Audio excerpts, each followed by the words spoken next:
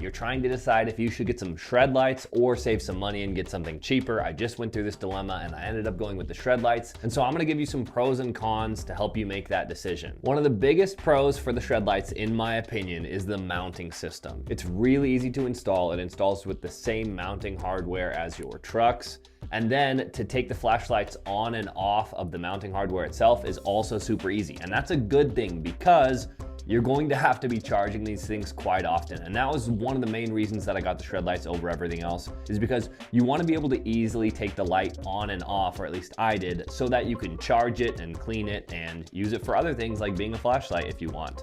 So I'd say, yeah, the mounting hardware for the ShredLights is probably the biggest sell, and after using it, it's really good. My only complaint, and it's not a real complaint, is that if your hands are cold or maybe you lack mobility, it can be kind of tough to get the flashlights off because they can lock in there so tight. But that's better than having them fall off mid-ride, so I'd rather have that. The second thing is they are extremely bright. You can ride at night in pitch black and you're gonna be totally fine. Just don't expect to be riding as fast as you would have if it was daytime. And one of the reasons is because although the ShredLights are really bright, because they're mounted so low on the skateboard, the angle of light is almost straight, and so it gets blocked pretty easily. Like if you have a bump in the road, like a curb or something, all of the light hits that curb and then you don't get to see past it until you've gone over the curb, if that makes sense. It also makes objects that you're about to go, that you're about to run over, like a rock or a twig or something, it makes them look way bigger than they actually are because of the shadow that it casts.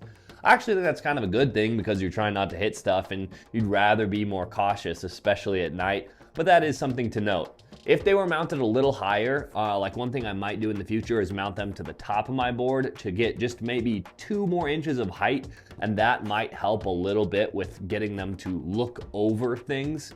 But we'll see. Mounted under the board, they're totally great. I have no complaints. Another pro is that they're waterproof. I haven't submerged them in water, but I have ridden in snow and some puddles with them, and they have had 0 problem. They're still working just great, so it seems like, yeah, they're pretty waterproof. I wouldn't worry about that. At least as waterproof as your board is. Now, let me get to the only real cons. The cons, in my opinion, are the price. I got the SL300s, and they're pretty expensive at about 65 bucks, so that is the biggest con. But the second con is the battery life. At max brightness, which is what I personally prefer to ride at, because if you're riding at night, you want the light to be bright. At max brightness, you get a little bit less than 2 hours, or at least I have in my testing. And it has been really cold. It's winter here, it's January. So I've been riding at about maybe 20 to 30 degrees Fahrenheit. So that's like 0-ish Celsius. And the battery life is, yeah, like I said, less than 2 hours. I've been getting maybe 1.5 to a little bit more, maybe closer to 2 hours on the lights, which is totally fine, but it's not great. I can easily burn them out in, maybe 2 days of riding, depending on what I'm doing. So that's not ideal. You can obviously extend your battery life by turning them to a lower brightness setting or having them strobe.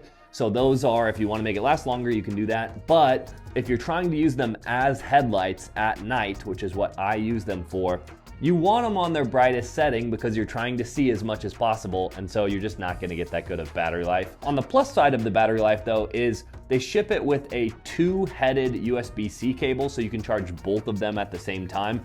And I really like that, it works great. And because the locking system is really easy to get the lights on and off, it's no big deal to take them off to charge. It's just something to note that you probably will be charging them regularly depending on how much you use them, but the battery life just doesn't last that long. So at the end of the day, would I recommend buying them? Well, I looked for a bunch on Amazon to see if I could get something cheaper because I didn't want to shell out 65 bucks for some headlights.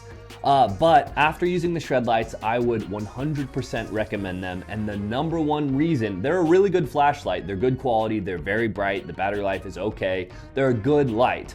But the number one reason I would recommend them is for that mounting system, because after you lock it into place, you are sure that it's not going to go anywhere, and you still get that flexibility of being able to take the flashlight off really easily so that you can plug it into charge, or you can just use it as a flashlight. You can take it off and take it camping or whatever you want to do. Because of the mounting system, I would say it's worth it. If for whatever reason you don't need a mounting system that's easy to get the light on and off, then I would say go with something cheaper. Go with something that you can permanently mount to the board if you don't need to worry about charging or whatever it is. But if you need that flexibility to take the light off, these I think are the best buy. So that's my opinion. Let me know what you guys think in the comment section below, and thanks for watching. Peace.